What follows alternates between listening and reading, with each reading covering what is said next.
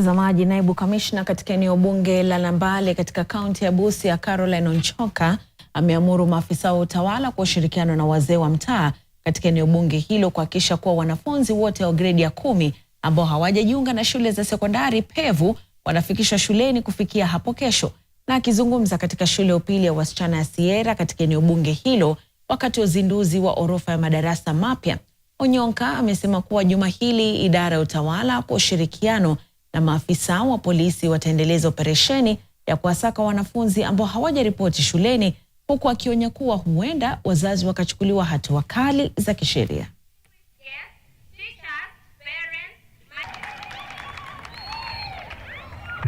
Shule ambayo iko na watoto ambao hawafiki idadi ile ministry imeweka watafunga. Sasa hii Sierra na tumeweka pesa hapa, tuko na wanafunzi 16, tunatakana tukuwe na 46, 30 wako nyumbani. Mnataka wafunge shule yetu? Na nikikupata unaweka mtoto nyumbani asiende shule.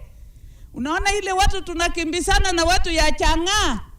Hata Chang'aa kando, sasa tutakimbisana na wewe sawa sawa. Kwa hivyo kila mzazi toa mtoto aende wapi? Mtoto yeyote, tusikusikwe na kisingizio, yeyote ambaye anatakana kuingia grade 10 na hako hii area, enda mchukue mlete katika shule. Usijali akiwa na uniform hana uniform, tutatafuta.